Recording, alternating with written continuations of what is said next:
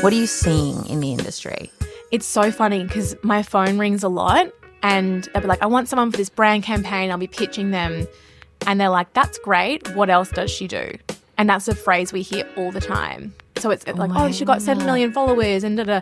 That's great. What else does she do? And I think it's really refreshing as well that people are looking for the side hustle. So it's like, as long as you're showing up in the pillars that you want to be working with, it's the best way. Welcome to Process the Podcast. I'm your host, Ariel Thomas, motion director, social strategist, and founder of production company Cinema Tom. Process is your home for creativity as I interview the world's top creatives as we hear all about their unique creative process. If you love this episode and this channel, please hit like and subscribe so that we know you're there and we can keep creating episodes that you will love. Let's dive in. I'm so excited to chat to you, but we've only met once. Yes, but we've been stalking each other for a long time, which I'm really excited friends. about. I know. I love this. IRL friends. I know. Tell me everything about day management. I want the spiel because we've got a lot of questions to go through because you've been a busy woman. Yes. Oh my goodness, where to even begin? I feel like day management, my spiel, which is so funny, my GM's always like, you need to shake this up because it's the same thing you say every single time. But in 2015, I saw a gap in the market, in the media landscape. Yeah. There was all these amazing talent and they were bloggers at the time and they were not charging a cent for their content. And I was working in PR, so I'd see them at events and I'd see them, in my PR job, I'd send them product, they'd all do incredible content for free. And so I was kind of like, okay, there's a bit of an opportunity here. There's something I can do and I can bridge this gap between talent and brands and help communicate the value of influencer marketing in its infancy. And then day management was born. And it's so now it's grown. So you've got talk to me about the different categories. Yes. So that was 2015. Then we kind of grew the business. It was very much in its infancy fashion content. Because that was Instagram back then. And if you can cast your mind back, it was like before TikTok, before Instagram stories, even a thing. Oh my God. Literally, it was like, couldn't even do a carousel post. You'd do like a really flat lay, you'd stand in your monochrome outfit. Was video horizontal then as well? I don't think you could do a video post. Oh my God, that's why. Maybe reference check that one. But I think it was very much like static images, feed. Yeah, okay. So that was kind of like, because of the nature of the platform, fashion content kind of reigned supreme. Yeah. So we did a lot of that really like linear partnerships, like a fashion blogger wears a fashion dress from a fashion brand, done. And then as the industry evolved and the platform evolved, it was kind of cool. We got to then like play with different brands and do things with Nike and Smith's Chips and get to do more lifestyle. And then in 2019, I had all these amazing like mum vloggers and parenting influencers come to me. And I was like, oh, how do I have them under the day management umbrella? Does it dilute what I'm doing with people? And at the time I was working with like Flex Mommy and, really kind of revolutionary talent in that sense as well. So I started Next of Kin Management, which is an offshoot agency just focusing on family talent. And it was kind of a beautiful one-stop shop for Woolworths, Huggies, all that kind of thing. And that really grew, which is amazing and is still running today. And then I launched Day Creators, our TikTok arm, in 2022. So it's kind of like a day management group now. Oh my gosh. Yeah, it's crazy. I'm obsessed with that. And you're an author. And so you personally are a CEO, right? Yeah. An author. Yeah. What's up? A mum, obviously. Yes. And what else is under your cap? What else are you up to? I mean, I kind of still say entrepreneur. Yeah. But it's funny. I'm like, there's so many things. Which takes me to 30 under 30 PS. Oh, yeah. Does anyone, what actually makes somebody hit 30 under 30? Is that because it's financial results or is it hype? Apply. Okay, and right. In my day, there was it's showing my age. In my day. Like the 4 years ago when I was in Forbes. Vintage that you are, yeah. Yes, there was no Forbes Australia. So it was Forbes Asia Pacific. And so it was kind of a different system. I don't know how it works with Forbes Australia, but you had to apply. There was like a beautiful questionnaire. Yeah. And you put in like your revenue and your growth, but also any like accolades you've won, key achievements, key moments, that kind of thing. Yeah. And there were also some really cute questions that were like, if you could be a Marvel Avenger, which one would you be? So it's like a bit of personality. And of course, my answer was like, I'd be Ant-Man because I'm like unassuming and like the underdog and everything like that. Cute. So it was not just like financial results based. It was obviously a huge part of it. But I think a good thing that I did early on is I got quite a bit of media coverage for being like one of the first agencies. And so that is nice and sparkly for like a Forbes, thinking, oh, she's quite legitimate then. If she's won all these awards and been in the press and that kind of thing too. Okay. Yes. But you should go for it. I'm 32. I go 40 under 40. But I feel like that is so, your revenue would have to be so good. But also, We'll have there's this so much conversation. more time. Let's have this chat in like 2 years. Okay, yeah, great. When I'm like Alexandra Cooper of Australia. Yeah. 100%. She was on the cover of Forbes. We could do it. Yes, we'll do it together. Did it actually matter? Did it like get you anywhere? I think it was really nice for me, like personal validation wise. Yeah. I really wanted it. And I kind of like, why is it psychologically that we want that? Isn't that so funny? And I will say, like, I've had a lot of my career chasing accolades. I don't know if it's because my industry, people kind of like poo-poo it a bit. Or they're like, oh, social media, oh, influencers. Pros. Yeah. And they love to like roll their eyes. Yeah, they bash it, don't they? 100%. Even like I was with a group of friends a couple of years back and this girl was out at the beach taking photos of herself and one of the guy friends in the group was like laughing at her. I literally said to him, like, should I make more money than you are, mate? Like, yeah. That's selfie just earned her $2,000. 100%. So I'm not sure if like the accolades for me was like, validifying everything that I do day in and day out. Yeah. And if I needed that, or if it's just an A-type personality thing that I'm like, oh, worthy, great. I actually feel the same way. I haven't had any like accolades necessarily, but doing the social media stuff for Kmart and getting nominated for like a B&T award. Massive. Or I sort of needed to wait for Kmart to put their earnings out of the years that I was doing the real trenches. But they increased their business by 26%, which is huge. For them is like billions of dollars. Yeah. So that was like, I fucking hang my hat on that. And I like say it in meetings and shit so that people don't think I have a TikTok. But also like print it out, put it somewhere. And I even have like, I have in my office at work, which is very like tucked away because I feel like a wanker. But I do have like the awards there and I do have my little trophies and I do have like my AFR article because I think it is good to celebrate it. When you work for yourself, no one's saying well done to you. Yeah, true. I'm like handing out gold stars constantly and my team deserve the gold stars. But I'm like, am I doing a good job? So it's kind of nice to hear that too sometimes. Yeah, true. But it didn't affect my business in the sense that like I didn't get more clients because of it. I didn't, get a spike in revenue because of it. It just felt good. True. Yeah. And now you are juggling motherhood and you've put the author feather in your cap. Yes. How did it actually come about that you were like, I'm going to write a book? It's kind of nuts because I was working with the publishers for my talent. Mm-hmm. And so I'm talking to them all the time for these different projects and we're kind of going through the motions of that negotiation and the concepts and everything. And then the guys were like, actually, like, talk to me a bit more about your journey. Oh. Yeah, so it kind of was organic in that sense that I always had a pitch. I think everyone always has a book pitch in their mind. Is that just me? No, it's just you. Oh, okay, great. I always had a book pitch in my mind. But obviously, I didn't always, have the motherhood thing. Yeah. But yeah, I kind of always knew that I wanted to write a book one day. Okay. I just always love writing and it's such a fun skill. And so I kind of see other people releasing books and I'm like, well, yeah, I can totally do that. Because in my mind, I'm like, why did she opt for a book, not a Substack? Or, because a Substack could be ongoing and like you could do deals and stuff within that with sponsored posts and all that kind of stuff. Yeah, that's so interesting. I think there's something. I didn't think of that. Yeah, I probably should have done it as a Substack.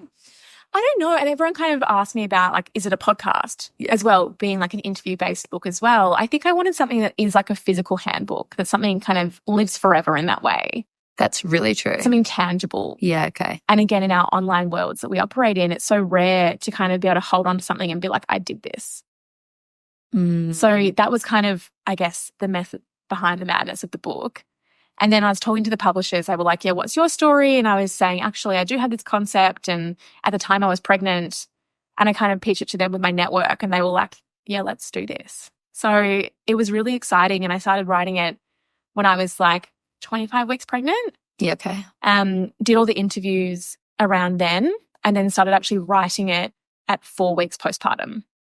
And I kind of thought, and this is so nuts looking back on it, but I was like, when will I ever have this much time not in the business? Because I was on maternity leave, which was like not really maternity leave. Yeah. But I was like, okay, I'll have this time not devoted to like being in the weeds of the business right now. So I'll write the book. And at the time, my baby was feeding every 4 hours, as they do at that age group. And so he would have his last feed at 10 p.m. and I'd stay up until 2 a.m. and write. Yeah. Feed him again at 2 a.m. then go to sleep. Oh my God. And then get up at 6 a.m. with him again. So that was kind of like how I did it. But it really just poured out of me in a way. How did you get to the point where you were reaching out to your own industry contacts and being like, you know how we had a coffee about motherhood? Yeah. I'm going to now write a book.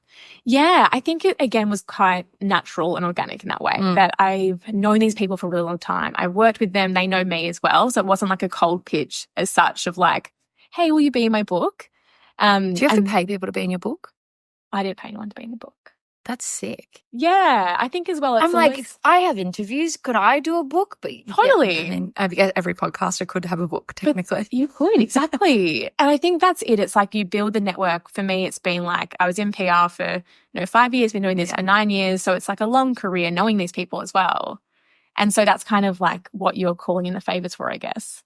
How do you feel now? I spoke to Chelsea Morley recently. We had a coffee after her coming on the app, and she was like, the time that she wrote for you. Yes. She was like, that was a capsule. I don't feel that way anymore. Yeah. Well, that's also what the book was for me. And it's funny because I was so tempted to erase things when I went to edit it, because I'd write things at 4 weeks postpartum or 2 months postpartum. Yeah. When I was like in some dark places and like not feeling my best and feeling like a failure. And the other side of it, I'd be like, oh, I feel fine now.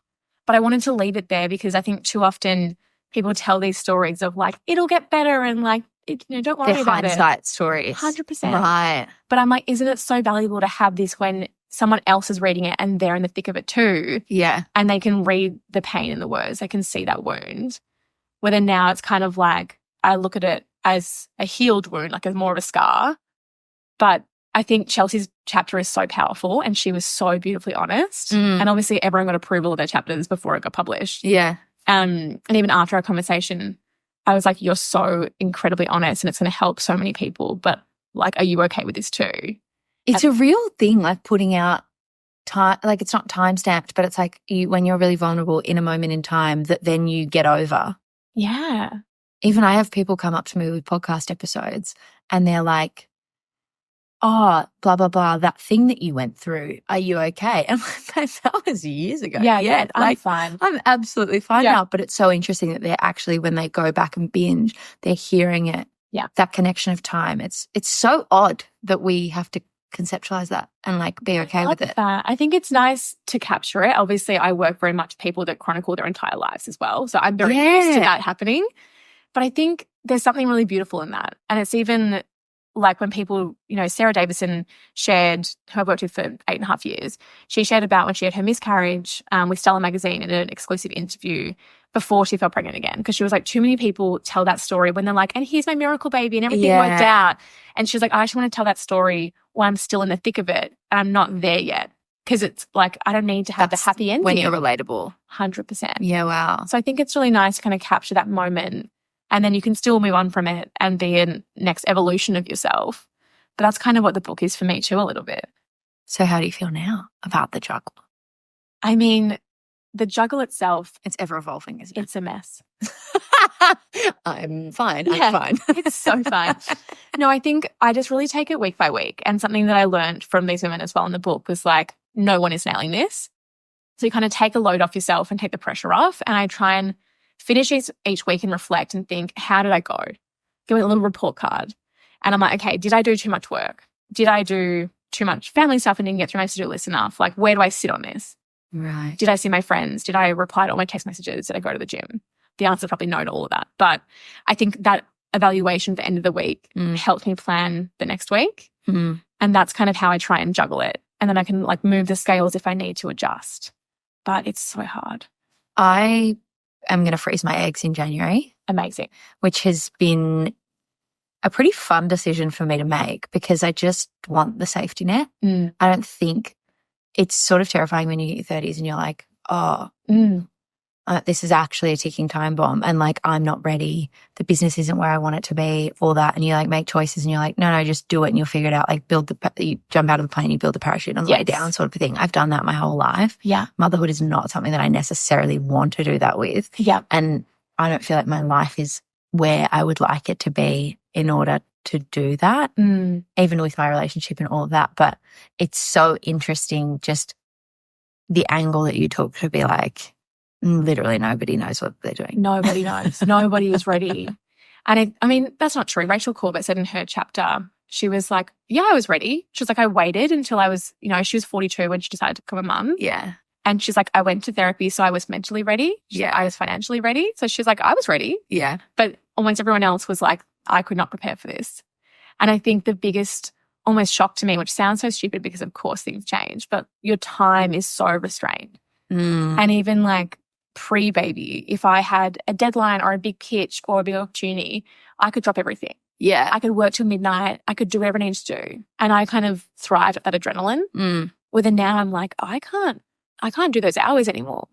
Even if I want to, I can't physically do the same hours. Do you still have the same relationship with day management because of that? It's interesting. It's still like my first baby. Yeah. And I find I'm healthy in the sense that I've been able to step away from it more becoming a mum. Yeah. And get more perspective. And so when shit hits the fan, as it so often does in business, you walk in the front door and you just can't carry it with you. Because I've got a toddler screaming at me, wanting so green present. pancakes. Yeah. And I'm like, oh, okay, this is, today it was a client screaming at me, now it's my toddler. That's totally fine. But like you have to leave it at the door. Yeah. And that's been really healthy. Wow. Yeah. My relationship with Cinema Tom at the moment is that I would literally like give everything to it. Yeah. And I'm like, I've come this far. I can't do that. I'm guessing that you've got pretty incredible people in your life that have built up around the business and all that. Did you make sure that those people were in place before you had Henry? Yes. And as much as you can't plan when you're going to get pregnant, that kind of thing, we really did try and set up like parameters to have support. Yeah. I think it's so important. We hired a GM who's incredible. Shout out to Simone. Yeah. She won't listen to this. But they're all named Simone. Just saying, God, I've emailed a lot of Simones in talent agencies. Really? That's so funny. In the past like 3 days. Yeah, heaps. Oh, Sky. I'm like, is this the same Simone? Yeah, you're like, baby, you haven't seen it other places. You're moonlighting. Well, our Simone, is our GM, and she came on board, 2.5 years ago now? Yeah. And so almost like prematurely, like we weren't even ready. I don't think we were even married at that stage, but we were like planning. You kind of knew what the shape of the agency would take, right? Yeah, totally. And then we also brought my husband into the business. So he left his job where he was a financial trader, very different to influencer marketing. Yeah. But he came in as our CFO. And previously I was across everything. I wore all the hats. I was so into like the weeds of every part of the business, and that was exhausting. Yeah. And then I'd miss things too, because how can you do everything, right? Yeah. And it's so hard because you have to trust people because you don't have time to double check everything. And when I was kind of doing it a lot myself before I had this support, I would just accept things in the business that weren't great. Like head in the sand a bit of like, I can't even afford to take the time to fix that. So I'm just going to, carry on. And then when I got extra muscle, extra adults in the business as well, then we were like, okay, we can fix this together. I love that you call them adults. That's so funny. Oh, and the team, I love them so much. Like they keep me young, like the Mean Girls mum says. But it's also nice having some other people, in your 30s that have been in the industry for 10 years. Yeah. And it's a different skill set that you bring to it.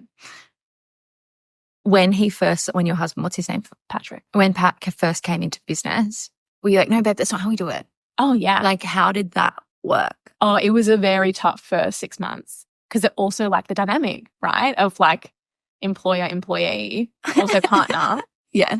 And I'm much better now, but I'm not a great explainer. But my patience isn't great. Yeah. How did you do that? I had to kind of also, he knew a lot. So I was also like, why don't you understand this? You've heard me speak about this twice, so you should understand the process in this. Yeah. So, and it's obviously wouldn't treat a normal employee that way, but because obviously we're so close.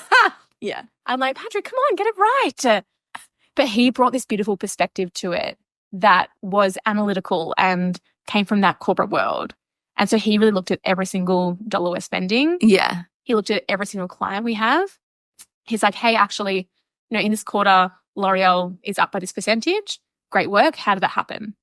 Yeah. Okay. So it became less like, it's the vibe. Or like, yeah, we're just feeling this out and seeing how we go. Yeah. And we're doing well. Like, have fun. I think every business owner wants to be at that level, to be like that analytical, but you actually need the manpower to be able to do it. 100%. And it also, because obviously I trust him with my life, I just released everything in that. And previously I was the one talking to the accountants and being across all that kind of thing. And now I'm just like, I have almost nothing to do with it. Obviously I know top line, but I know that he's in it and he's in the weeds there and I can trust him to do that. Wow. Yeah. Okay. So that's been incredible. When you say clients, are you talking about the L'Oreals of the world, or but then what do you call your talent? Talent. Yes. Yeah. So we kind of have talent who are almost like employees day management in a way. Yeah. And there's 58 of them. Wow. Yes. At day and next of kin in the whole ecosystem. Totally. Right. So that's a lot. Wow. Which is amazing. And we never wanted to be an agency that represented hundreds of people for the sake of it. Yeah. And we really don't sign people just for the sake of it. Like we say no every single week to people, which is like an amazing position to be in to get interest. And that's so flattering. But we're all about purpose. Do people pitch themselves to you? Yeah, daily.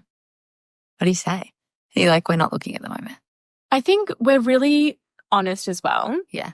Not too honest. About but the fit, right? Yes. Yeah. And we're quite a commercial agency. Like we'll do Smith's chips and, you know, toilet paper and like, we don't just do the sexy campaigns. Yeah. We do them too, do Armani Beauty and everything. But we also do like supermarket brands. Yeah.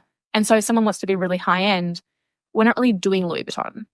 Okay. So we'll also give advice and say like, you're great. We think you're more suited to this agency because the client base that we have, the jobs we can bring you isn't really aligned with that. Right. Or they might not be ready yet for a manager as well. How did you decide that you guys were more commercial? Did that just kind of come and it evolved into that? And you were like, great question. I mean, you follow the money, right? Yeah. That's business 101, isn't it? Yeah. Yeah. So that was part of it. Yeah. You can also have more fun. Like the briefs we get for Fanta are more fun, in my opinion, than some of the like really strict fashion briefs. Now you have Pat in the business being like, well, this is evolving, babe. We need to be getting the, and I'm the same because people would be like, what happened to your Porsche client? And I'd be like, I am now Chemist Warehouse. Yeah. And actually I've always done that. That's just been intrinsically in like my being. Because also I don't think business is complicated. I think you need to make more money than you spend. Yes. And like that is the crux of it. And people get lost in that. And people want to, you know, have optics and make a splash and you know what I mean? Like I think ego can play too much in there. I'm kind of like, where is opportunity? Yeah. And that's where the dollar signs come into it. It's like, well, if we're making more money in this vertical, let's play more in that vertical.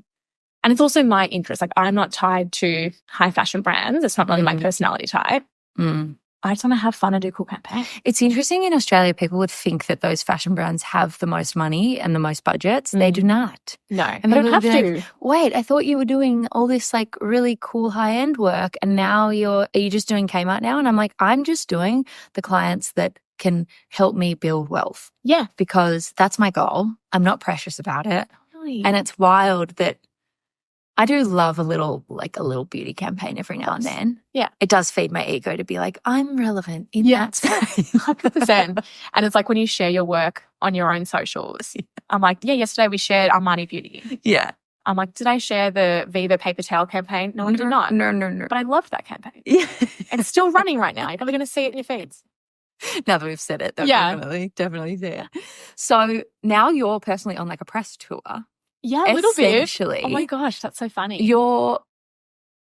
Because I've seen you pop up on many other podcasts. Yeah, I've been yapping. Yeah, she's been yapping. So I wanted this podcast to obviously take a different angle, which I'm happy about because we're not a motherhood podcast here. No.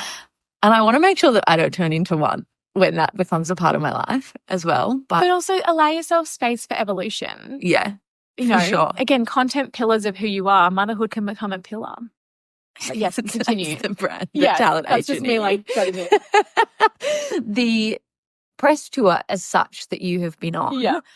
How did you go about making sure that you got the most out of doing a book and making sure that you're promoting yourself? Because it's tricky when you're in a similar position to me, I guess, where we constantly are promoting others. Yes. We use a strategy totally for others and we're like, well, if you could do this and this, and then when it comes to doing your own business, you're like, I don't want to do anything like that and I don't want to and it's like and it becomes quite abrasive to promote oneself. It's awkward a little bit. Yeah. How have you gone? It's so funny because it's almost been like a byproduct of being in the industry for a really long period of time. So I'm very grateful in that sense that you don't have to pitch per se or like you can just tap people on the shoulder. A cute email. Yeah. A little DM, a little text message. Even like going on CCA or Beyond the Bump. I've worked with those people for 5 years and then Sarah 8.5 years. So, and I went on Tiff Hall's podcast yesterday for Nova and I worked with the Nova team for like 7 years. So yeah, it's kind of really beautiful in that sense. and I don't often call in favors. So I've been like, this is my favor time. And then I'm not going to do it again for a really long period of time. Yeah. But it does feel uncomfortable. And I think I had to really get over that. And podcasts for me, I prefer more than like putting out content of me being like, I'm an entrepreneur.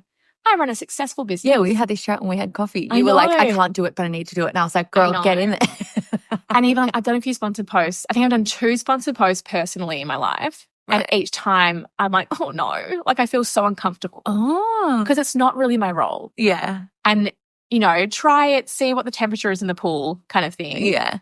It's almost like the piece that it costs me putting myself out there in content is too high. And that's where I kind of feel internal abrasion of yuckness. Totally. And I have so much respect for my talent. I always have. But even like you see the trolling comments that they get. Yeah. And I'm like, how do you handle it? Like I get, 3 negative comments and I'm like, I'm a loser. Yeah. Even like I did Australian Birth Stories podcast and, very personal stories there. Yeah. Someone left her a podcast review that was like, Genevieve Day, so painful to listen to, but 5 stars, I love your podcast usually. Oh, and so things my like God. that. And I'm like, in that podcast episode, I'm sharing that I like hemorrhaged during birth and like, my son had emergency surgery at 6 weeks old and like all this really personal trauma. And then she's like, such a painful episode with Genevieve Day. And I just like, honestly, I'm not strong enough for that. I can't handle it. I'm so sorry that happened. Oh, but it's part and parcel, right? Like you put yourself out there. Yeah, but fuck that person. That I know, sucks. Oh. And again, like I think I know the industry well enough to know that that is a risk. Yeah. So I'm not like doing all this promo thinking everyone's being like, wow, you're so amazing. Yeah. Like I'm sure people roll their eyes. And even you look at the stats in your Instagram post and see people like sharing the post to people and you're always like, are they sharing it to make fun of me? Oh my God, I asked that. That happens daily. Totally. Daily. Yeah. And I'm like, did this get sent to someone else being like, lol, who does she think she is? But it actually happened to me once. One of my oldest friends sent it to someone else, but he thought he sent it to me. Uh-oh. So without any context, he sent me this huge essay being like, hey, Rel, because all my closest friends call me Rel. He's like, hey, Rel, I just really want to apologize. I sent that to a friend, rolling my eyes because I think people that share their daily schedules are losers. Oh my God. But I just wanted you to know, like, I didn't mean it about you.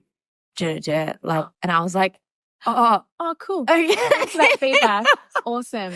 I was like, well, some people really love it and it inspires them. And it also gets my closest friends to really like get around me and share stuff. Even like my cousins who live in Wales are like, get it, girl. Like it builds community in a way that I love. So just fucking unfollow me, Max. His name's Max and I'm happy to share that. Max can fucking bite me. But that's the thing, right? It's always like the objective. And so when you are clear on your objective of putting yourself out there, like what am I doing this for? Yeah. Then you can cop the heat because you realize, well, the greater good is bigger than that. And I think I'm so used to building people's brands. Yeah. I've been doing that for 10 years and I can market anybody. And I'm like, I love that about myself. Someone can come to me and I'm like, this is where you sit. This is, 5 similar talent you sit alongside. These are the brands that they're working with that you should tap into. And they're not always pillars that like make sense. You're not always like, oh, beauty blogger and beauty blogger. Yeah. Even like in our stable, I noticed a trend that Sarita Holland, who's a family influencer, an absolute legend, and Mackenzie McIntyre, who's like a Gen Z TikTok comedy bro, also legend, they're doing the same campaigns. And I'm like, that's so interesting to me that a theme we're seeing are these like the same FMCG campaigns because obviously brands have a pie chart. What's FMCG? Oh, sorry, fast moving consumer goods. Oh. So like supermarket products. Okay. Things you buy on the shelf basically. Okay. And so I'm seeing this trend happening and I realize that the brands, the pie chart they're looking for is like families, sinks, so like single income, no kids, and dinks, double income, no kids. Is that what you guys call them within the agency? Yeah, it's like an old school marketing term. Are you like, oh, we just got some dinks like campaign through? Like if I'm talking to like an old school media buying agency, that's what we say. I'm like, I'm going to speak your language. Oh. Yeah. You can tell again, I'm in my 30s. I can say sinks and dinks. Okay. But yeah, basically I'm like, that's who they're aiming for. And so they're repeatedly booking the same side of the coin again and again. So that's a pillar I put together. Okay. So you know how to market that. And so it's kind of like, I can do that for everybody else, but for my own platform, I struggle with it. And I don't want to be seen to be posting too much family and Henry content because I'm like, what if I'm at the park and then my client's like, why aren't you working? Or like, I sent you a brief. Have you responded to that brief yet? Yeah. Because how dare I have a life? Do you know what I mean? Like, Yeah. I'm stressed about that optically looking bad. Even if I'm working, you know, until midnight after he goes to sleep, if I'm posting too much of me and my son, I'm like, I don't look committed to my business. Oh. And then if I'm posting too much at events, I'm like, oh, I'm a really shit mum. So I haven't nailed my own like content strategy yet. Yeah. But I think, yeah, I love what you post. I love that you do your daily schedule. Thanks. I think it's really cool. People do it and like do their own and then are like inspired by Ariel and I'm like, cool. It's so good. fun. I love it. So what's worked in your own strategy? The podcast is so easy because you being like, let's do it. I know that it's going to be a great chat because you and I can yap for days. Yes. But was there anything else that you pushed yourself out of your comfort zone to do? I think in the really early stages, what's worked is just like being available and saying yes. Yeah. And so because I was one of the first to do like influencer marketing and talent agencies, which is a really cool thing to say, but the media were like, oh, what's this? Come on the news and talk about it. Come on the project and talk about it. Right. And I was just like, yeah, cool, whatever. I'll do it. And even like one time, some random producer emailed me, like cold email to the hello@management account. And I replied like straight away, as I always do. And they said, do you know what's so funny, Jen? I emailed you and Roxy Jasenko, but you replied first, so you can come on the show. And it's just kind of like, yeah, awesome. I'll do it.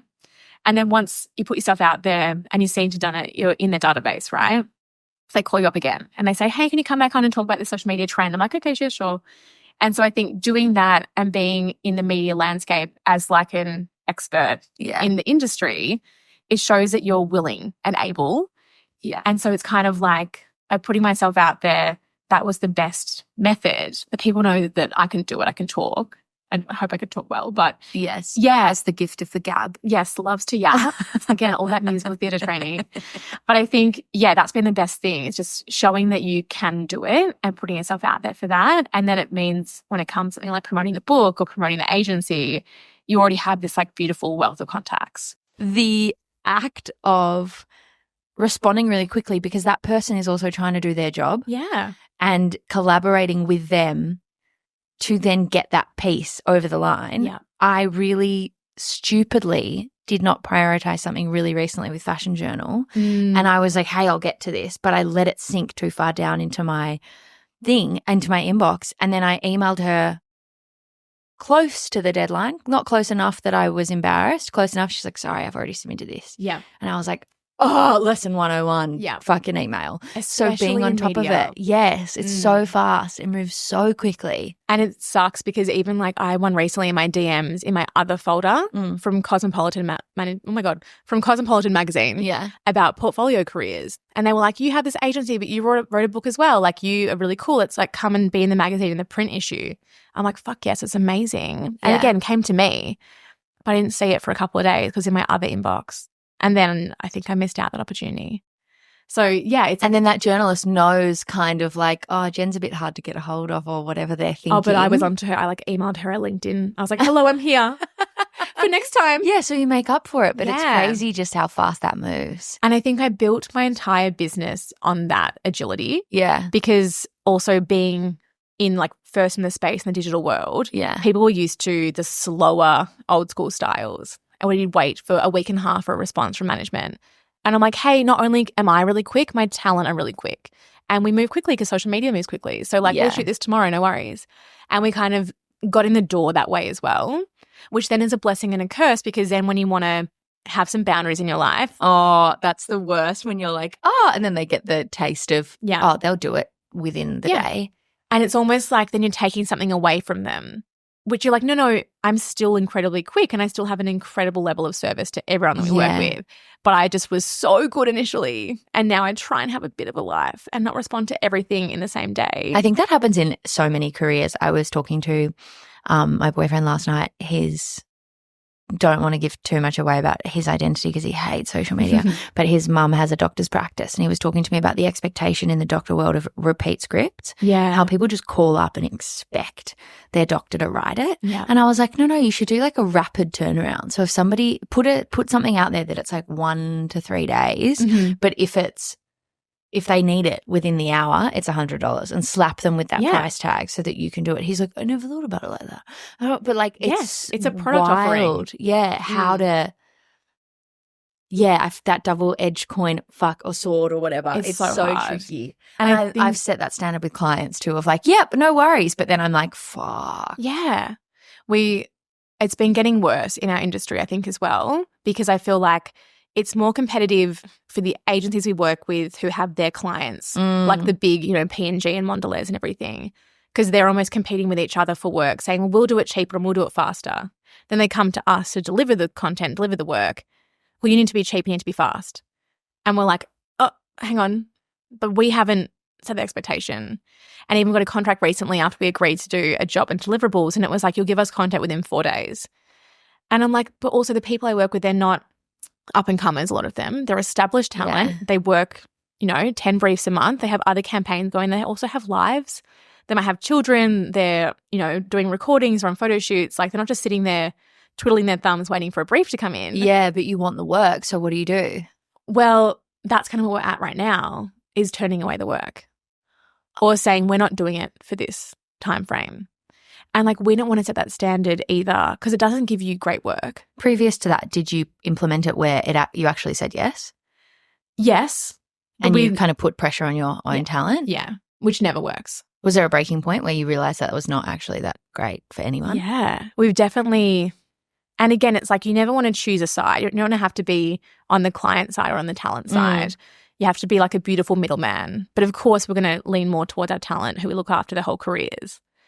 But it's so hard, because if you push them one step too far, they're like, you don't care about me, you care about dollar signs. Like, oh, yeah. And also the thing, when you're in the business of people, as I am, life happens.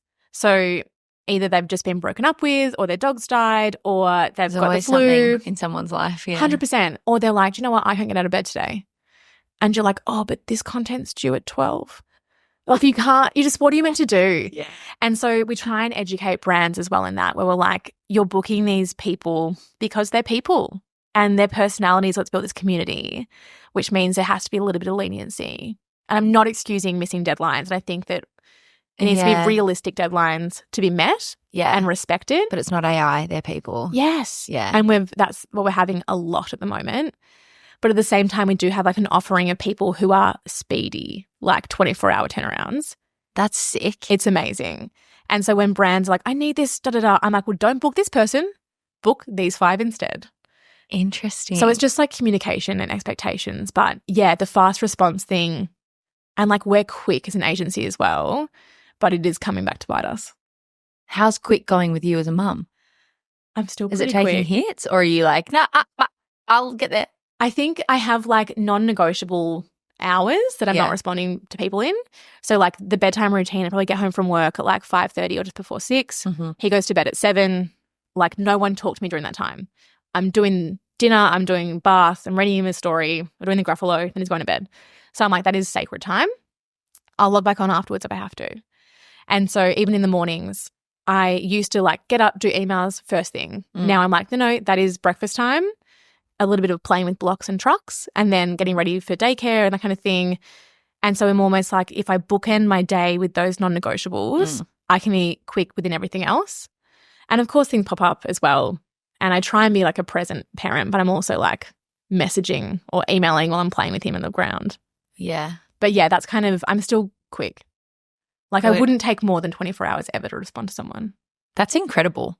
That's the game though, isn't it? Yeah. So what happens in the book space now that you've written a book? Is that like, okay, actually go back with books and your book deal. Mm-hmm. How much of this is your promotion versus the publishing agent's name is? Brio. How much of that is on Brio? Well, if we were to percentage pie chart. Oh, it's hard because they would have pitched to a lot of my contacts anyway. Like if we did a strategy and a PR plan, the outlets they would have pitched to, I'm like, oh, I know them. Like, so did you then say, oh, that's a crossover, I'll just email them. That's a really good friend of mine. Yeah. Amazing. Yeah. It kind of helps. Yeah. And a lot of it, you know, some people, it's their dream to go on Beyond the Bump. It's like one of the #1 parenting podcasts. Yes. I'm like, yeah, Sophie and Jade, I'll give them a call. So it was a team effort for sure. Yeah. But a lot of it is my network, which I'm very lucky that they've said yes. Okay. But it's funny, you think that you've written the book, done all your hard work, you hand in your final draft, and you're like, phew, that's done, which is hilarious because you still have like 90% of the work to go because editing takes so long, and then it gets published and you're like, woo, that's done. Then you're like, hang on, I got to promote it still. So it's like, it is a process. Is promotion on you? It's on both of us, Yeah. but I guess there's an incentive to promote it because you get to sell more books. Yeah, of course. How many books went to print? Do you know? I actually don't know the number. Do they put an expectation on you of what they expect you to sell?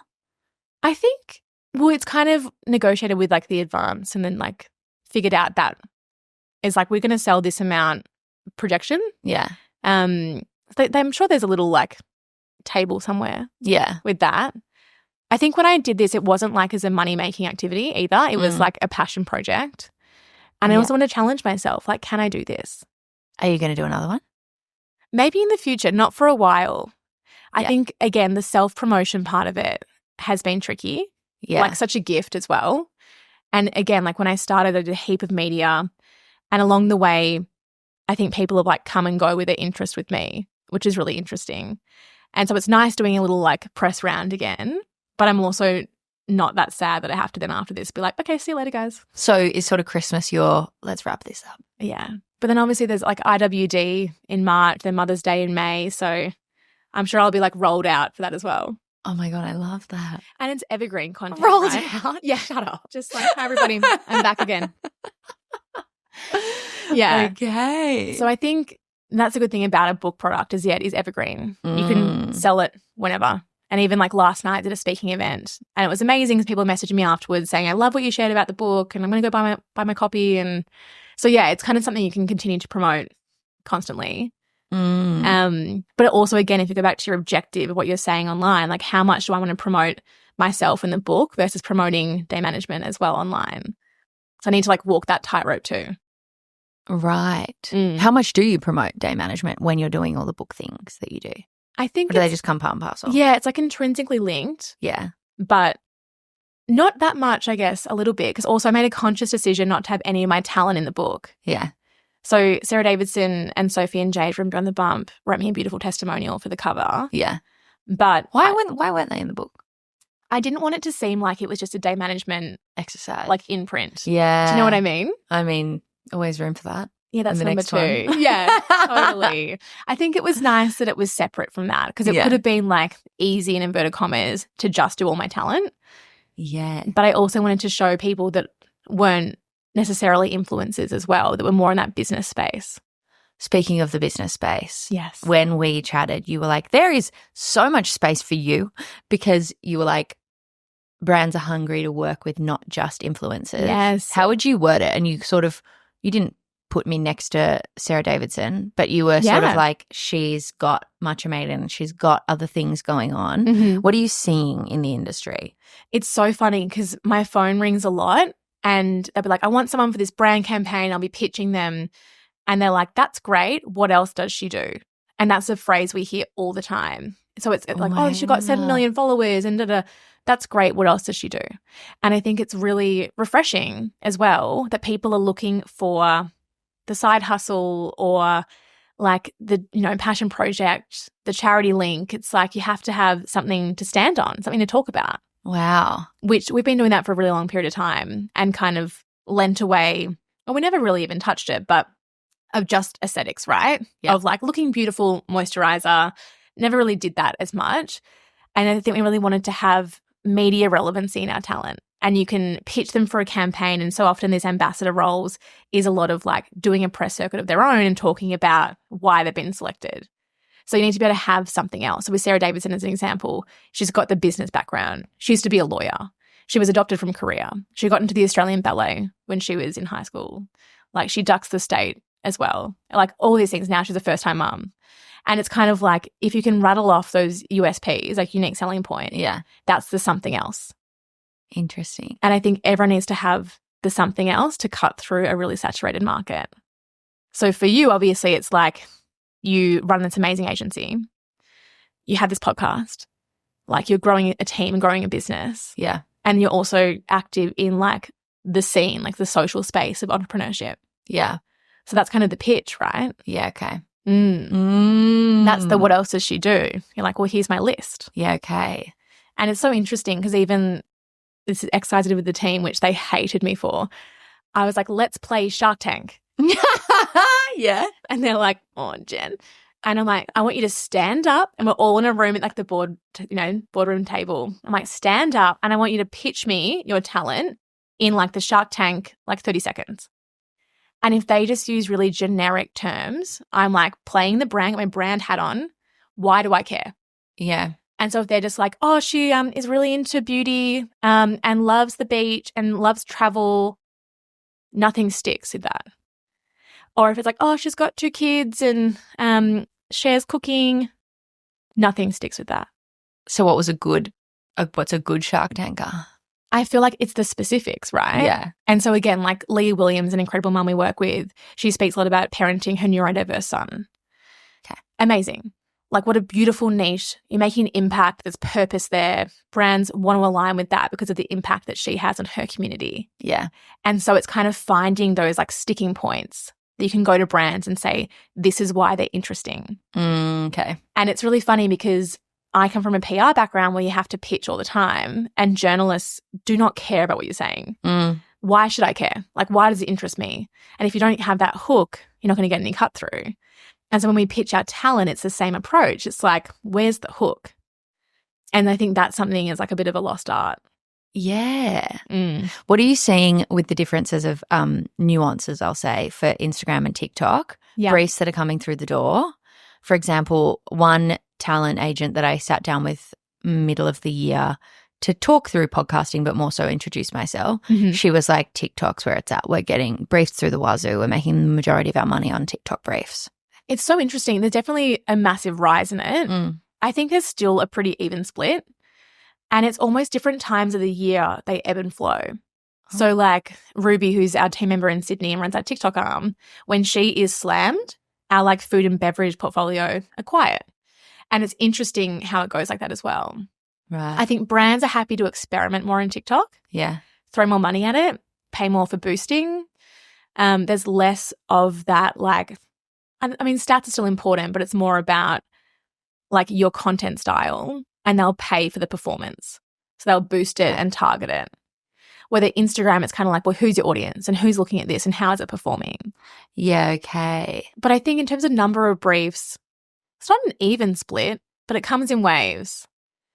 And again, we kind of get both. So we might work on, again, an FMCG brief, and one person is doing a TikTok component, one person is doing Instagram component. Right. And our objective is to kind of fill every brief if we can. So if like Sarah V comes to us and they want mums, they want comedy bros, they want Gen Z, they want people in their 40s, we can give them everything. And then that way we do get a beautiful variety of briefs. So yeah, I kind of try and do a bit of everything. Interesting. Are there any gaps that you're seeing in the trends like, oh God, I need to get myself one of these? It happens all the time. And that's why when I'm in these meetings with like other agencies or clients, I'm like, who are you like looking for? Because I will find them for you. I think older women, like people in their 50s. So if you know anyone, let me know. There's a lot of women. I found this Silver Fox management the other week. Yeah, that was amazing. Cool. Those women are so stunning. Yes. And I love that there's a niche for that. Like we need them in every single campaign. Yeah. But I think, yes, older women, I need more of that. And it's so funny. It's always like newborn babies, which is a hard one to fill because the babies grow up. But yeah, I'm like, okay, who's getting pregnant next, guys? Anyone? Yeah, wow. And what else? I think also going younger. So we often get briefs wanting like 17-year-olds, and we don't have any of those. I think our youngest is 20. So we need like a real junior. Interesting. Yeah. It's always evolving. Do you think that when there's a junior, you need to like step into play a bit more, like not molding them, but working with them? Yes. Like do you think that if you had a 50-year-old, you'd then need to sort of be on hand to nurture them through TikTok? Like does each demographic come with different amounts of hand holding? 100%. Do you personally rep talent? Like do you have talent on yours? Yes, I still do. And that's something. Who do you have? Well, I'm looking after Taylor Broad at the moment, who's so exciting. And we've just brought on Kee Reese as well, who's more micro, but she's a podcaster. Okay. I kind of sometimes help transition people into the agency. Yeah. I also love doing talent management. Yeah. It's kind of like when I do annual leave cover for my team, I'm like, I never want to hand them back. I'm like, can I keep on doing this? It's so fun. So I think it's also important to have skin in the game and not just be giving advice to the team when they're like, you have no idea what's going on. Right. Yeah. So how much are you CC'd in? Oh, not that much, but I'll like be physically doing it myself. Yeah. To know, hey, this agency has a lot of opportunity, or, you know, how interesting this is happening in contracts right now. Are you guys seeing the same thing? With contracts that are happening, what can you spill the tea on one of the most fruitful deals you've ever brokered? Oh, I probably can't name names. No, don't name names. Yeah, but be like, X brand did this for X amount of deliverables. We've had a few 12-month ambassador contracts for 6 figures. Oh, multi-6 figures? Do they go, like, how big does the Australian market get? And it always depends on the talent, right? Maybe if we don't put it into your agency, but it's like, I heard on the grapevine. So, what's happening? So, because I want to take you out of it for your privacy's sake. Yes. I'm like, I've heard of, you know, $1 million deals happening. I've heard of campaigns with people more in that like media relevancy space. So, yes, they have to be like TikTok literate. Yeah. But more people that are like media personalities. They're getting paid a lot of money. What kind of media personality? Like, they're not like, I don't want to hear about like a Chris Hemsworth. No. And maybe like the Inspired Unemployed are a little bit too juicy. Yeah. Like, what's an example of a deal in terms of the caliber of talent that you rep? Yeah. Women like yours or men like yours. Top end, what are we thinking? I think there's big beauty brands, car brands, health and wellness brands happy to pay 6 figures for talent. What are the expectations that are set on talent when that kind of thing happens? Like, how often are they posting? Exclusivity is the main thing, right? Okay. Because you're kind of buying them. So you're taking them out of the market for everyone else. Okay. That's, I think, the most appealing thing for the brand is that ownership. Right. And then also posting, and it depends again on the talent. I've seen big deals for posting twice. You might do a photo shoot for the brand and be that face of. And then it always depends on where it's going to go as well. So if you're going to be in a billboard, TV commercial, social ads that are running for 12 months as well. Right. That's kind of where all the juicy components add up to it. If it's just posting, it's harder to get it up there. I think it's all about where it's going to go.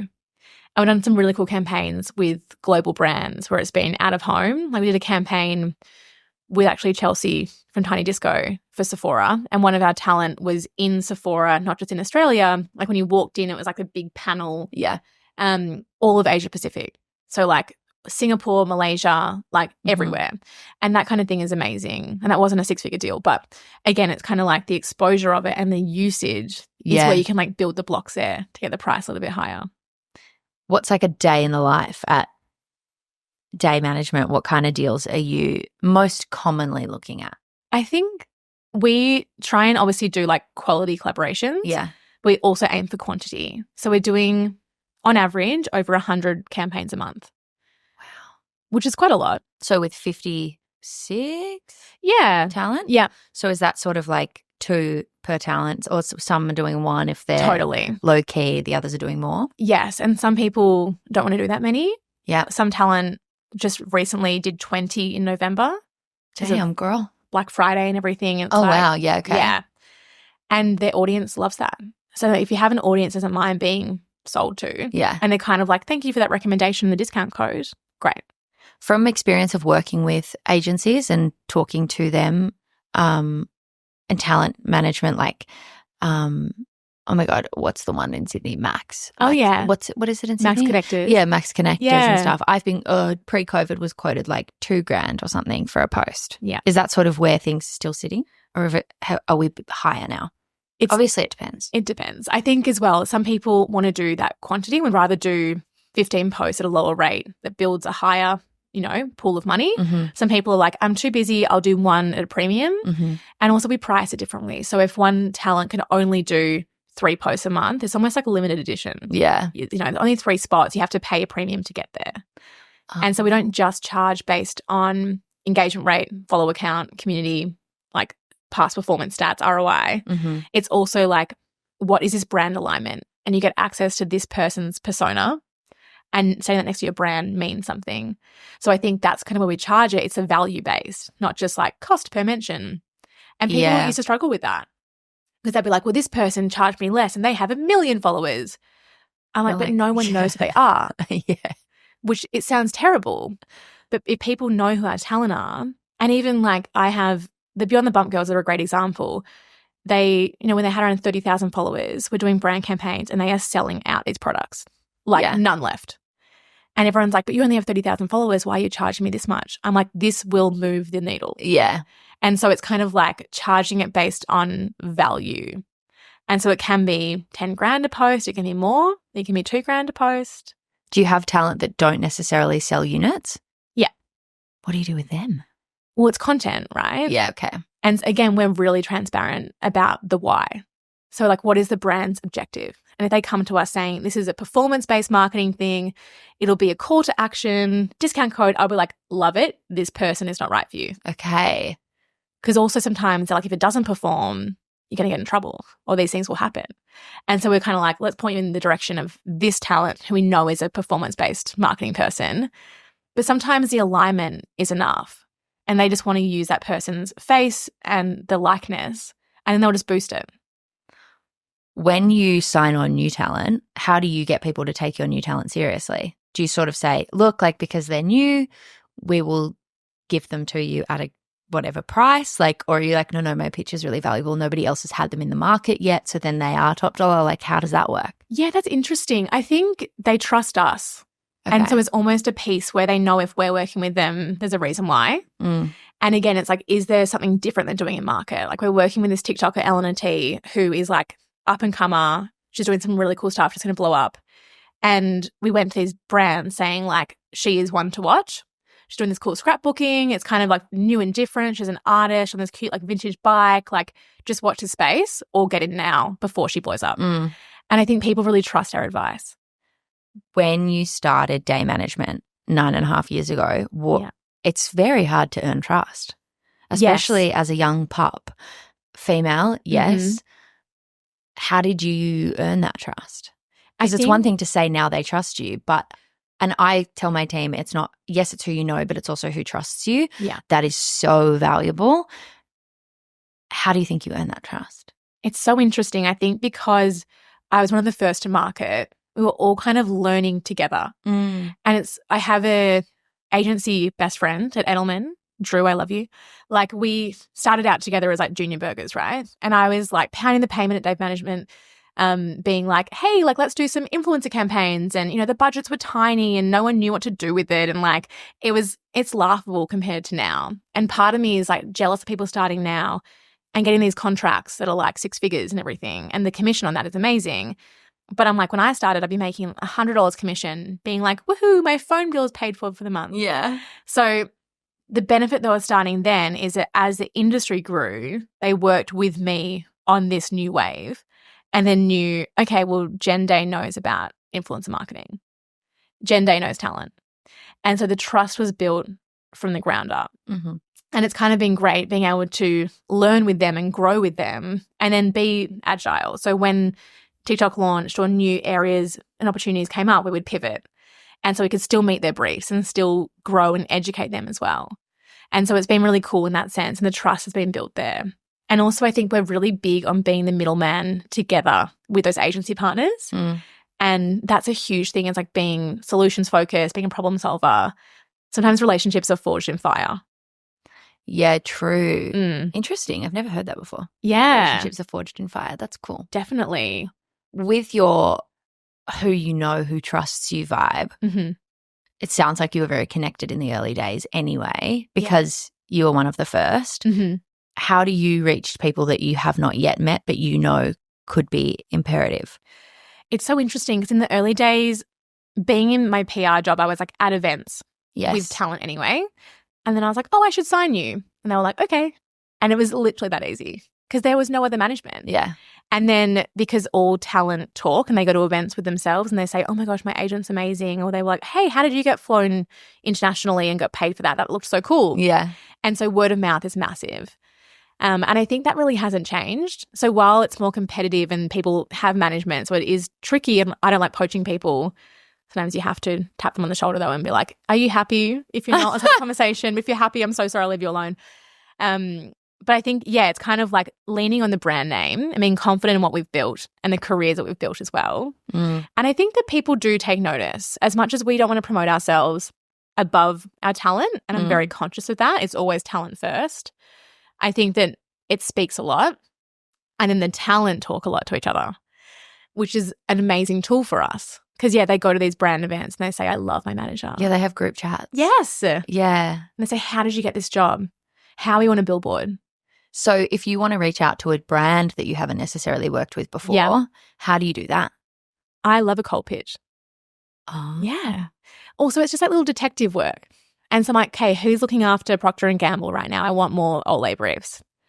And then if you find out what the agency they're with, you usually know someone in the agency because I've been doing this for a long time.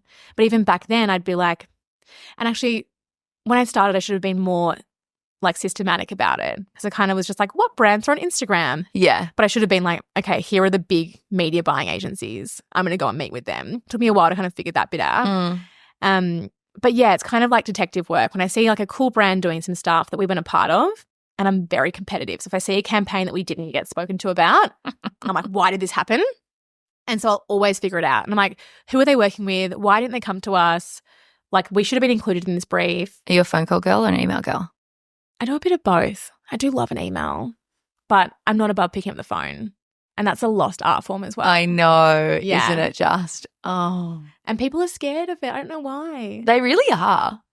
It's crazy, like the terror of, like, I remember some of my younger, like the juniors that I work with, they're like, oh, you want me to call them? And I'm like, yeah, call them. And they like have to G themselves up to do it. God. And I'm like, I'll be here. Like, Yeah, it's fine. And I'll they're like, hold your oh, hand. God. They're like, no, I'll just do it in private. But it's funny because you get to a stage as well where like a client will call me and I'm like, hello, my love. And it's like someone that works at Edelman about a PayPal campaign, but I've worked with them for 10 years. I'm Yeah. like, my darling, how are you? And they can tell you things that you can't put in an email Yeah. about why they're not rebooking or some like client politics. Yeah, they don't want to put that in writing. No. But they're happy to give you a little tea. 100%. Absolutely. Something that's coming up in socials all the time is authentic versus polished. Mm-hmm. People are like, no, do this. No, we're going back to polished. Mm-hmm. Controversially, a lot of my clients are asking me, and I'm like, it's where you want to play in the market. Like, do you want us to shoot this on iPhones so you look native, or would you like to be more highbrow? What are you seeing for content? Are you seeing briefs come through being like, just shoot it on an iPhone, we just want you chatting to camera, or are you seeing people like, we'd like them to work with a videographer and we'd like it to be polished? That's so interesting. We do get a split still, and it often depends on the talent. Yeah. So if they're wanting to utilize someone like Brooke Blurton, they probably want her in a photo shoot environment and they want to make the most out of that. So they're going to get her on set, Right. even like an amazing shoot for Swiss, and it was all for their sleep range, which is all purple. So the whole background is purple, the bed is purple, and it's like they don't want her to shoot it in her house. They want branding everywhere. Yeah. So every time she has a touch point, it's like branding. So that kind of thing with that type of talent is often highbrow shot that way. Whether like the trending TikTokers, they want it to be native. They want it to be in their style. That's why they're booking them. Yeah, okay. But recently we got an amazing brief in from realestate.com.au. And the agency was like, they did the TVC as well. And they wanted to trial how like a digital native one would like play against it.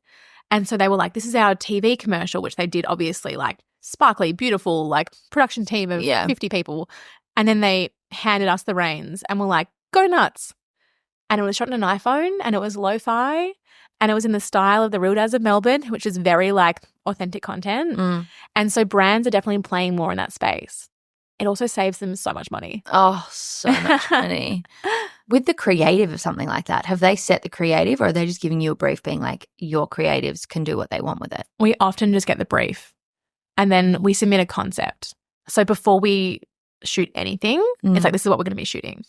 Because then the reshoots were so painful. And there was a period of time about 2 years ago before we did concepting as like an industry. And we'd be like, here's the content. It took them 3 hours and it's all beautifully done. And then the brands are like, thank you, I hate it.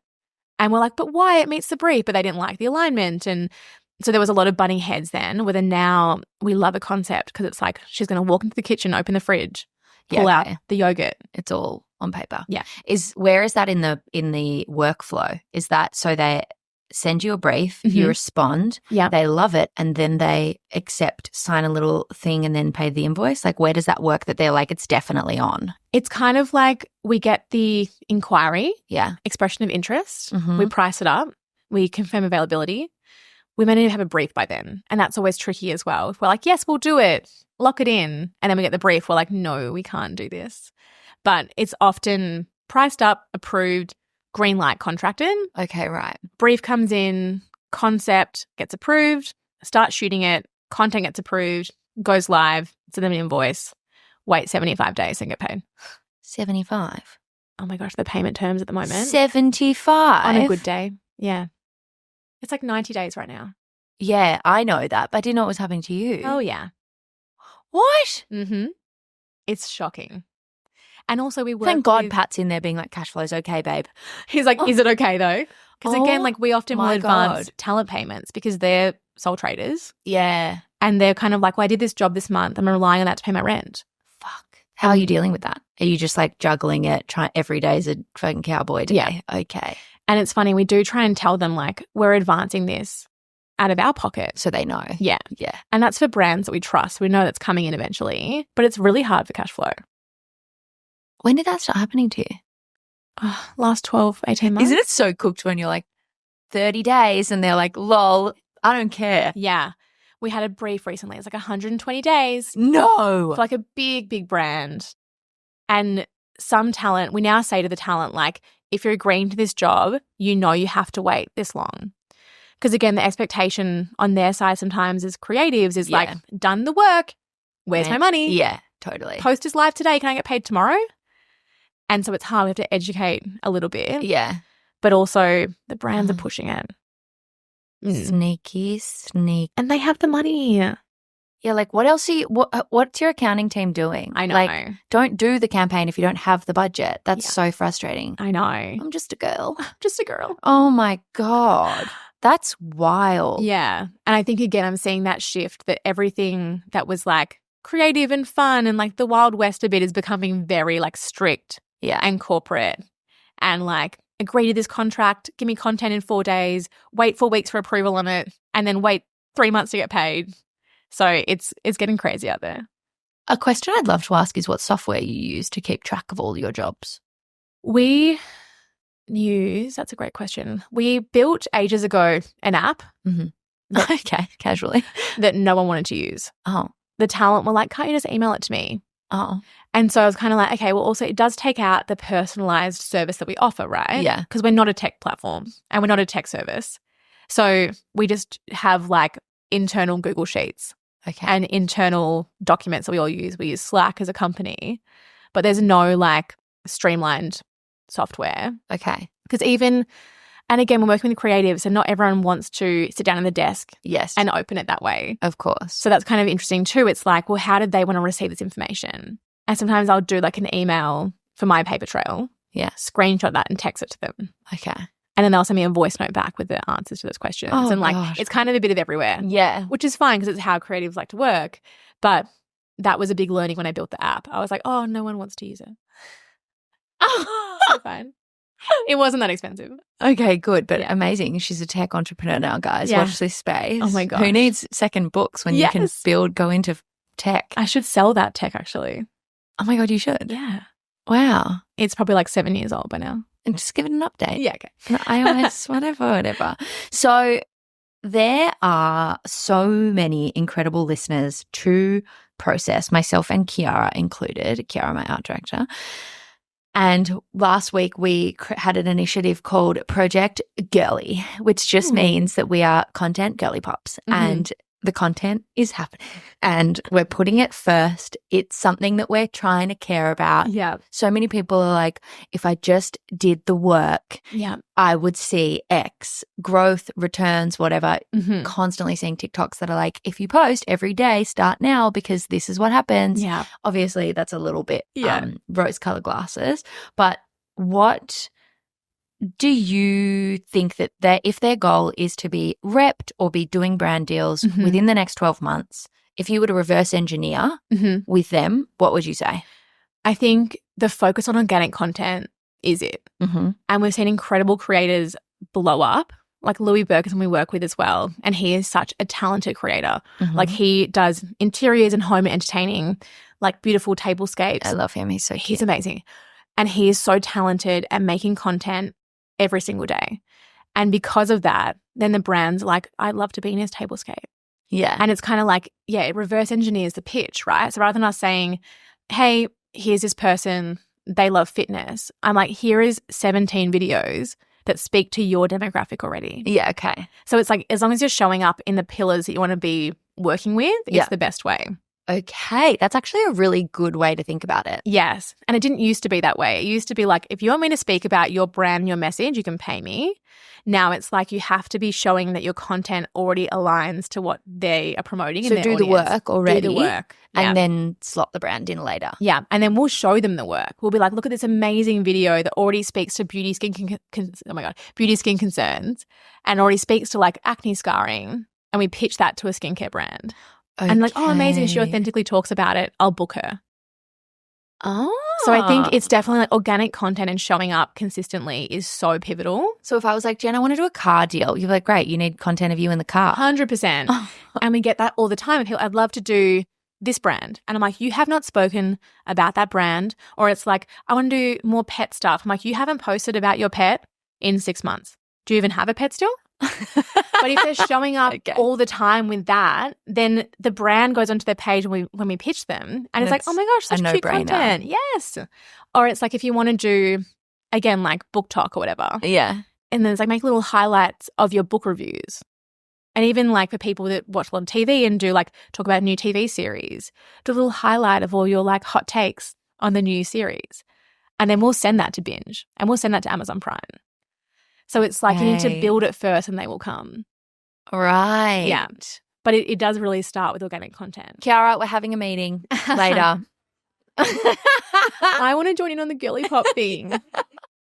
Should we start a WhatsApp group? Yes. But again, my self-doubt, it's too hard. Yeah. How do you go with that? Because you're such an integral – the template is so no shit for you that you build the content. Yeah. Great. It grows. You hit X amount of followers where you've got the engagement. Therefore, you can plug it in and earn some extra cash. Yeah. On paper, it's so simple. Why the fuck are we so insecure? It's just so hard. I find it really hard. And it's so much easier being removed and like marketing someone else. Yeah. Than putting content out and like hoping it sticks and hoping people don't roll their eyes at me. And I also don't want to undermine my role as a manager and as an agent. If I'm out there being like, no, I'm working with Bonds. It's kind of like, hey, what the hell? I would love Bonds. Though? Because I reckon I'd back you to the hills. I'd be like, fuck yeah, get it, girl. Which is funny. When I did some like randomly gifted stuff, which again, I had to do some content for it. And I'm like, well, here's my like interiors post and my beautiful mirror that I got for free. #gifted.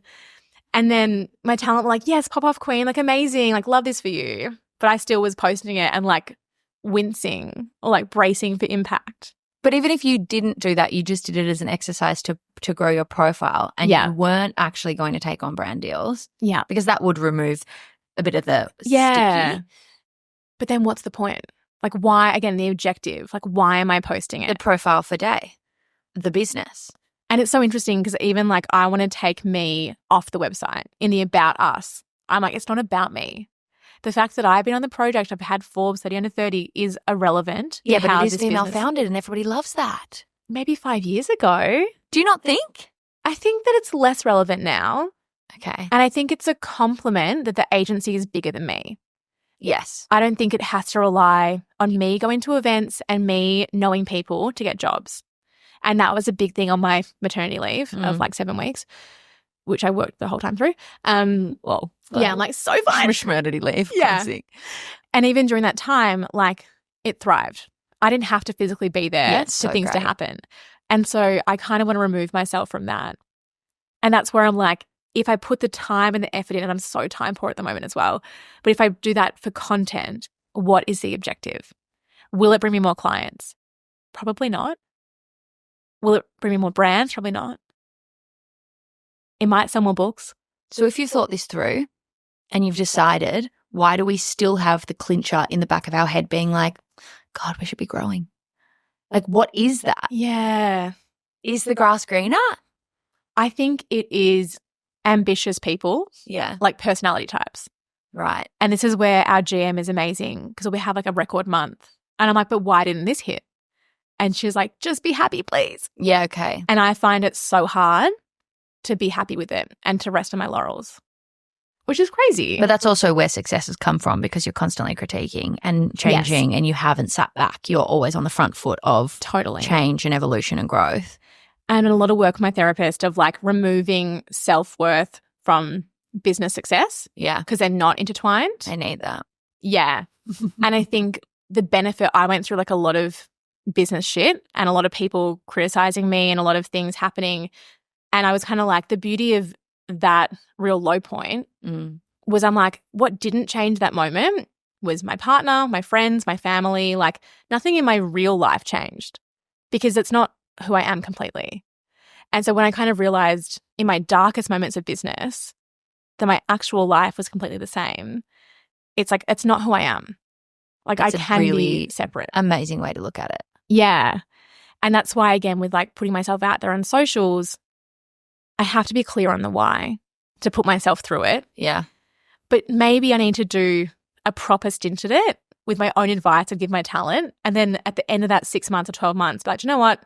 It didn't make an impact and the business did what it was going to do anyway. Or maybe I'll be an ambassador for HP. Who knows? Love that for you. Yeah. A tablet or a printer? I'll do both. Great. Yeah. Should we start like how do we do this? Because I feel like there's so many girls that need the little like, what are we posting today? Yes. But then I feel like that's also pressure if you don't have time. Yeah. So how does one get into like a community? How do we do this to help everyone to be like, do it? It's definitely having like-minded industry friends. And again, Sarah Davidson is so good at this. And she'll be like, post it, do that, love to reel, amazing. And I'm like, okay, I'll do some more then. Yeah. But yeah, I think it's just like showing up and supporting your friends as well, right? So when someone else is putting them out there, I'm like the first person to like comment, clap hands emoji. You actually are. Yeah. But I know what that means to people. Yeah. And that's our industry as well. And sometimes our like beautiful regular friends, it's not their love language. Whether I'm like, yeah, I my know friends what are it takes. savage. They do not like any of my shit. And I'm like, guys. Need the numbers. Yeah. Need like, the what are engagement. you doing? Yeah. Absolutely. Okay. So maybe next year is our content. 2025. So you're joining Project Girly. Yes. Project Girly is not a thing, guys, but it will be now. Yeah. There'll be a group chat. Yeah. Amazing. What do you think I should be doing? I think you should do everything that I'm too scared to do and show up online Okay. all the time.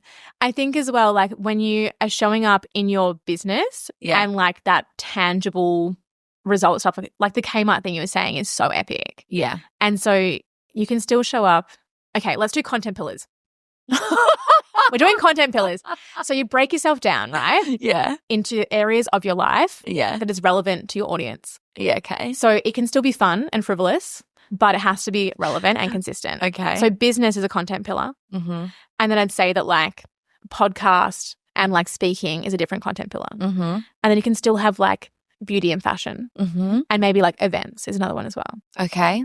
And then your posting schedule taps into each of these pillars consistently. Okay. So you're showing up and you're showing, yes, I run an amazing business. Yes, I have a podcast. I also have beautiful hair. I also am going to this cool event. And then once you give that consistent formula, brands are like, hey, she posts about curly hair all the time. Yeah. We have a curly hair product for Kerastars. Okay. So it's like showing up. That's the Kerastars scalp campaign. So great. I could have been there. Yes. We always get curly hair requests. But again, it's like showing up in a way that you want people to see you as. Yeah. Okay. So almost like, how do I want to be perceived? Then you break it down. Who do I want to be communicating to? What's the dream brand? Okay. And then you put the content out that they want to see. But it has to be consistently in those pillars. Because if you're randomly being like, I'm now at the beach and I'm traveling around Australia, it's like, hang on, that's not one of your pillars. Yeah. Okay. Why am I following you for that? Okay. So it's like making content for your audience, not for you. And then doing it with authenticity. Yeah, 100%. And it's hard because even like if I break myself down, obviously business is one and then like mothering or like parenthood is a pillar. And then I'm not really like a beauty or fashion girly. But I try a little bit. But sometimes. usually like a couple little mirror selfie. Yeah. And a bit of like, this is what I wear to work. Yeah. This is how I dress myself postpartum or whatever. Yeah. And so that's kind of like my pillars. Yeah. And then if I'm out, you know, with my girlfriends, I'm like probably not in the content pillar, not relevant. So my weekends, I don't really post that much. That's my private life. Okay. And it's kind of a good compass to be guided by.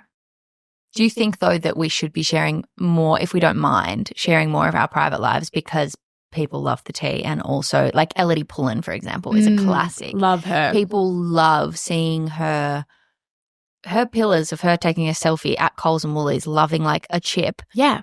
I don't think that she's actually reverse engineering that. No. But she's just being gagsy because so-and-so tripped over. Yeah. Is entertainment then her pillar? Yeah. And like authenticity. Okay, right. And almost like being online all the time. Is authenticity a pillar? I think it can be a pillar. Or just like your life documented? Yeah. Okay. Like the everything being filmed is almost part of it. Okay. And it's up to you to decide what to share. Yeah. And so you can share everything and that is the choice. Or you can decide this is just for me. And like no one needs to know what you're not sharing. That's so true. You're not like, I'm actually excluding this from you guys. This is for me. Don't even say that. Interesting. Yeah. That's why my weekends are very boring on socials. For my 5,000 followers. People don't care. We've got some work to do, everyone. Yes. Oh my God. Content pillars. Yeah, wow. Yeah. Thank you so much for coming on the pod. Oh my gosh, thanks for talking with me forever. Where can people find the juggle? So it's in my Instagram bio. It's the easiest way to grab it. You can find me at Genevieve_day and just hit that little link. Okay. Is it in bookshops? It's in selected bookshops. Okay. But only limited release. So the best way, I mean, you're already listening to this podcast. It'll be in the show notes as well, I'm sure. Yes. Scroll down. Yeah, okay. Yeah. True. And if they want to learn more about day management and maybe work with your talent? Yes. So at Day Management or daymanagement.com.au, hit me up. Okay. I'll get back to you in 24 hours. Famous last word. Yeah. But yes. Thank you so much, Queen. Keep your eye on me, guys. We're doing it. And if you want to join Project Girly, let us know and we'll add you into the WhatsApp. Cute. Thank you so much for joining us at Process the Podcast. If you loved this episode, let us know. Please hit like, subscribe, or leave us a comment or review so we know that you're there. As a baby podcast, Process is very independent and we need all the love that we can get. Find us on socials at Process the Podcast. Follow us, keep up with all the things that we're up to over here at Process, and I will see you next Sunday.